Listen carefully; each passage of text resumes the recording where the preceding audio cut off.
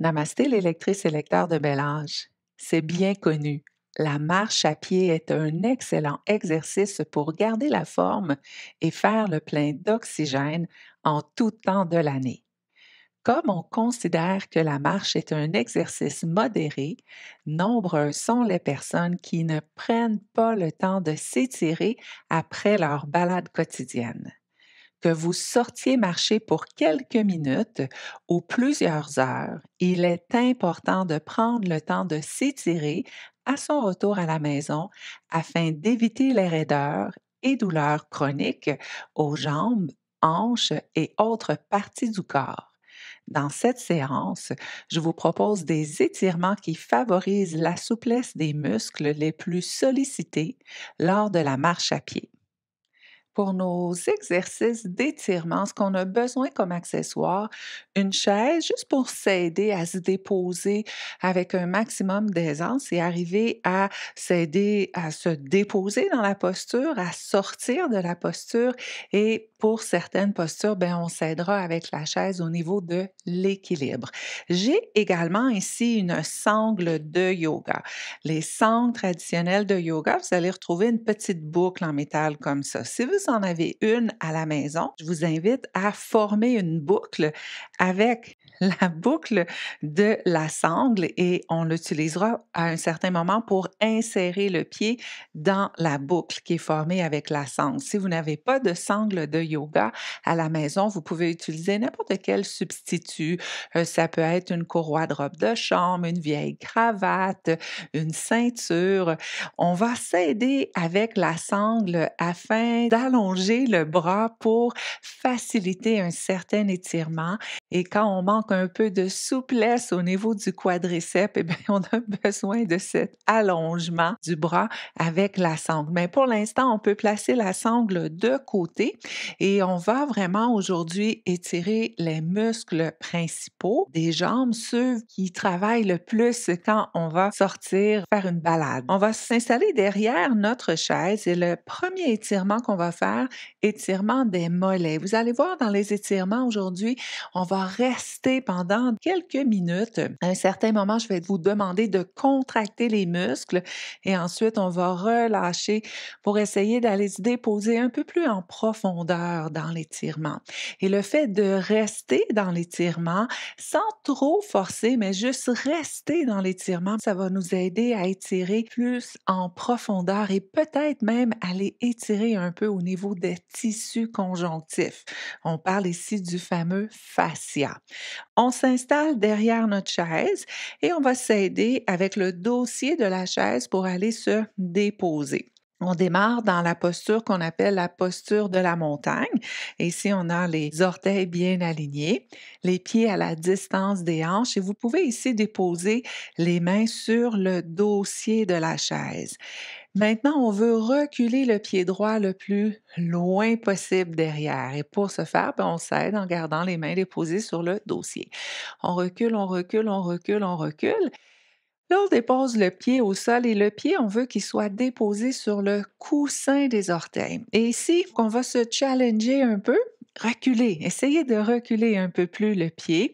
Et maintenant, on veut fléchir légèrement le genou gauche et s'assurer qu'il est aligné avec le talon pour protéger le genou. Et maintenant, on va essayer de descendre le talon droit en direction du sol. D'accord? Et plus on descend le talon en direction du sol, et bien plus on va sentir cet étirement dans le mollet. Et si on ne sent pas trop, c'est de reculer davantage le pied et puis à nouveau essayer de déposer le talon en direction du sol. Le but n'est pas du tout de déposer le talon au sol, mais de descendre en direction du sol. Et on reste ici, on respire.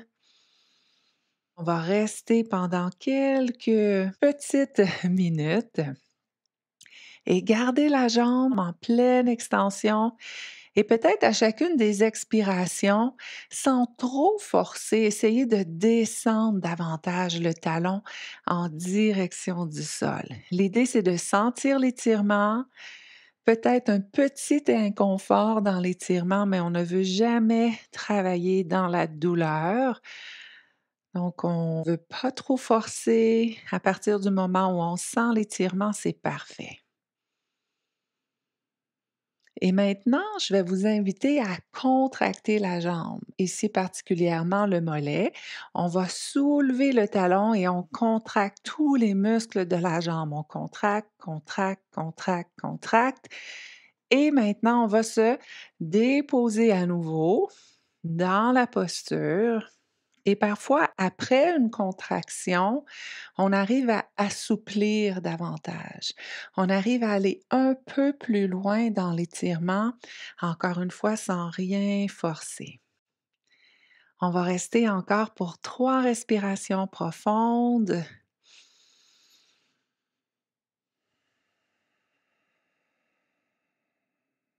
À l'expire, des fois, on arrive à se déposer un peu plus profondément dans la posture.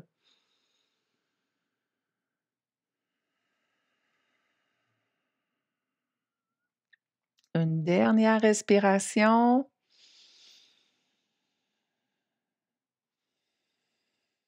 Et on relâche. Pour relâcher, ben, on va s'aider avec les mains bien appuyées sur le dossier et on va ramener le pied devant. Si c'est nécessaire, si on en ressent le besoin, on peut un peu secouer les 2 pieds, particulièrement le mollet qu'on vient d'étirer. On secoue le pied et de cette façon, on vient détendre les muscles de la jambe.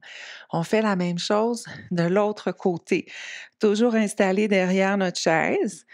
Dans la posture de la montagne, les orteils bien alignés, les pieds à la distance des hanches, les mains déposées sur le dossier pour s'aider à aller se déposer dans la posture. On recule, pied gauche loin derrière. Le pied est installé sur le coussin des orteils. Le genou droit est légèrement fléchi, aligné avec le talon. Et ici, on essaie de reculer un peu plus le pied gauche. Et maintenant, en poussant dans les mains qui sont appuyées sur la chaise, on descend talon gauche en direction du sol. Encore une fois, il n'est pas nécessaire d'aller déposer le talon au sol. Au contraire, si on y arrive, probablement qu'on va moins sentir l'étirement. Et ça, c'est peut-être une consigne de reculer davantage le pied. Si on arrive trop facilement à déposer le talon au sol, on ne va pas aller chercher le maximum de cette sensation d'étirement dans le mollet. On peut regarder devant, se concentrer sur la respiration. On va rester ici encore pour 1 minute et se rappeler que chacune des expirations est une opportunité pour descendre un peu plus dans la posture. Donc, des fois, c'est 1 millimètre de plus et c'est suffisant. On ne veut pas forcer, on veut simplement maintenir cette sensation d'étirement. Allonger le mollet, détendre les tensions dans le mollet. Mmh. Et maintenant, comme on a fait de l'autre côté, on va soulever le talon et on contracte tous les muscles de la jambe gauche. On contracte, contracte très fort et on relâche à nouveau. On dépose le talon en direction du sol et on reste dans cette posture d'étirement encore pour quelques respirations. Hmm.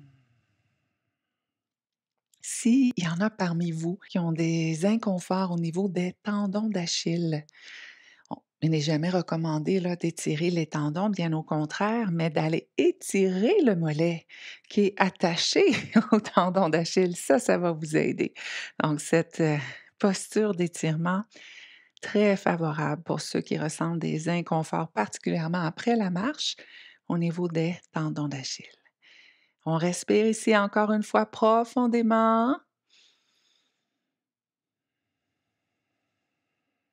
Et on sort de la posture, on garde les mains appuyées sur la chaise et on pousse dans le pied, on ramène devant. Parfait. On va prendre le temps ici de secouer le pied. Secoue, secoue, secoue. On peut secouer l'autre pied aussi. Des fois, si on a bien reculé le pied gauche, c'est possible que la jambe droite, elle a bien travaillé également. Maintenant, on va monter au niveau du derrière des cuisses, dans la chaîne postérieure de la jambe. On a travaillé les mollets. Maintenant, on va aller travailler le derrière des cuisses. On va se positionner également derrière la chaise. Toujours cette posture de la montagne qui est notre posture de départ. On va reculer la jambe droite, mais pas aussi loin qu'on le fait pour aller étirer le mollet. On y va environ à moitié chemin. Et ici, contrairement à tout à l'heure, on veut facilement arriver à déposer le talon au sol avec les orteils qui pointent vers l'avant. Moi, je vais reculer un peu et maintenant, cette jambe qu'on a reculée, on va fléchir largement le genou. On fléchit le genou tout en poussant les fessiers vers l'arrière et en gardant le dos bien droit. De cette façon, la jambe gauche, elle va s'allonger et plus on pousse les fessiers vers l'arrière et plus on veut aller chercher cette sensation d'étirement dans le derrière de la cuisse gauche. Toujours avec les mains déposées sur la chaise.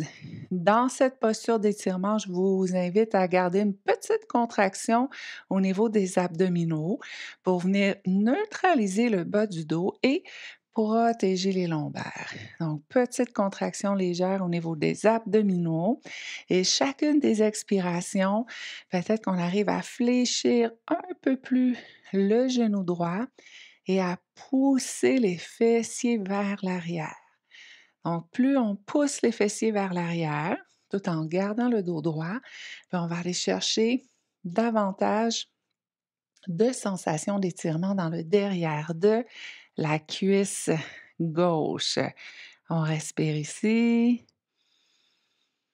Et à l'expire, on se rappelle, c'est toujours une opportunité pour peut-être descendre un peu plus profondément dans la posture sans rien forcer. On essaie ici de rester déposé au niveau de sa conscience, son attention dans la sensation d'étirement.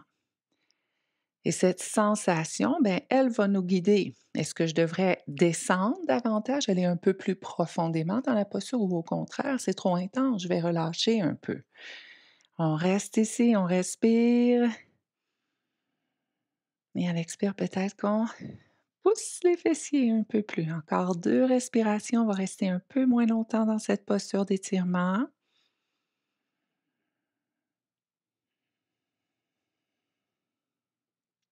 Une dernière respiration. Est-ce que ça fait du bien? Moi, oui. Et on relâche, on revient devant.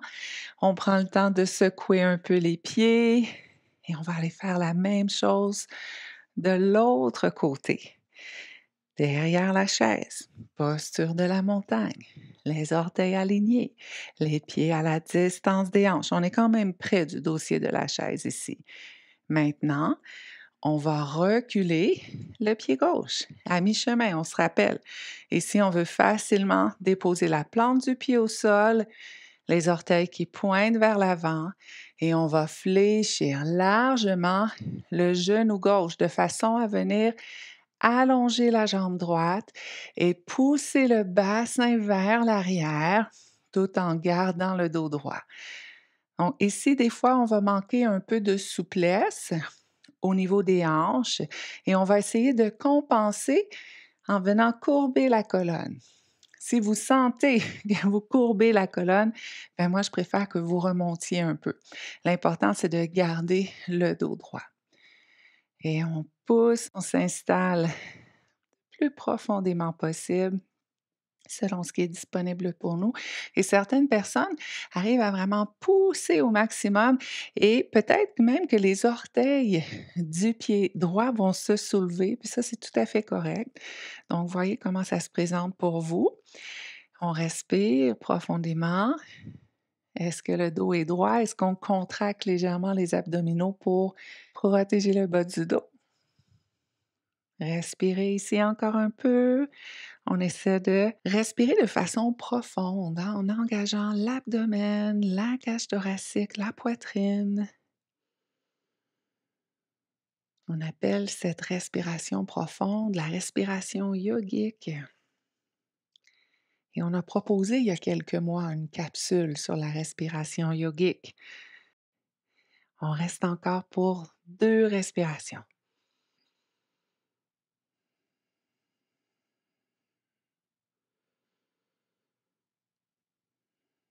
Et on relâche. Merveilleux. On secoue les pieds. Secoue, secoue, secoue. Maintenant, c'est là où on va travailler avec la sangle. Peut-être que vous n'aurez pas besoin de la sangle si vous avez déjà une bonne souplesse au niveau des quadriceps. Mais si vous êtes quelqu'un qui aimez beaucoup la marche, que vous marchez régulièrement et que vous ne pensez pas nécessairement à vous étirer, fort à parier que les quadriceps sont bien tendus et que vous aurez besoin d'une sangle ou d'un accessoire. Moi, j'ai ma sangle avec la boucle. L'idée, c'est d'aller placer le pied dans la boucle.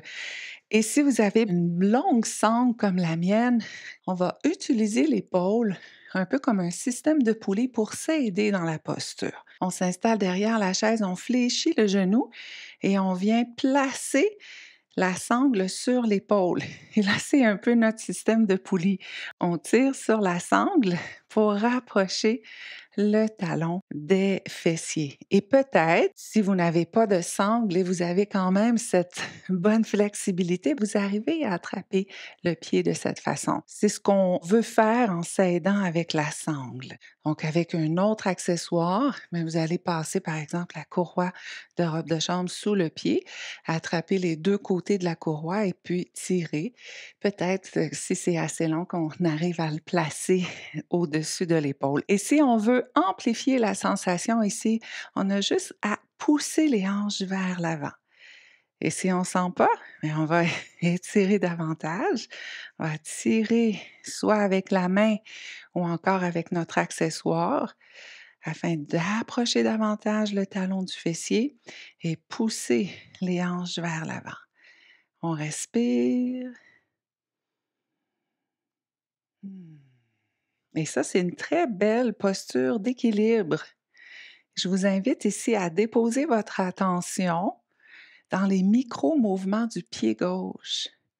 Ah, donc, il va bouger là, légèrement droite-gauche, devant-derrière, droite-gauche, devant-derrière. Et ces micro-mouvements ben, sont là pour nous maintenir dans l'équilibre. Évidemment, on a une main sur la chaise, ça va nous aider. Et on va quand même un peu forcer le tonus musculaire de cette jambe de support, là, la jambe gauche. Et on respire encore 3 fois profondément. Poussez les hanches devant pour amplifier la sensation d'étirement. Vous pouvez même fléchir un peu le genou gauche. Et on complète avec une dernière respiration. Ah, on relâche, parfait. Même chose de l'autre côté. On s'installe selon l'accessoire qui est là disponible pour nous. Donc, on pousse les hanches vers l'avant, on essaie d'approcher le talon des fessiers et on respire. Quadriceps, on pense souvent les tonifier puisque ce sont les muscles de l'indépendance, ce sont les muscles les plus impliqués dans ce mouvement qu'on fait constamment quand on se lève, on est assis, on veut se lever. Les quadriceps sont très importants, mais on ne pense pas à les étirer et c'est bien important. Parce que s'ils sont raides, s'ils sont plutôt courts, ben, ils vont tirer sur les hanches. Ils vont tirer aussi sur le genou. Et les douleurs chroniques au niveau des genoux et des hanches sont très courants, puisque les quadriceps s'attachent aux hanches et également aux genoux. On respire ici encore 2 fois profondément.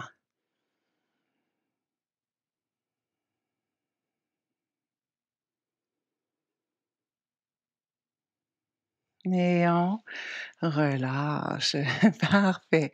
On va ici une dernière fois secouer un peu les pieds. Secouer, secouer, secouer, secouer. Vous pouvez secouer un peu plus si vous voulez ici. J'aimerais ça que vous me fassiez une promesse. La prochaine fois que vous allez sortir pour votre petite balade quotidienne, prenez le temps de vous étirer. Namasté!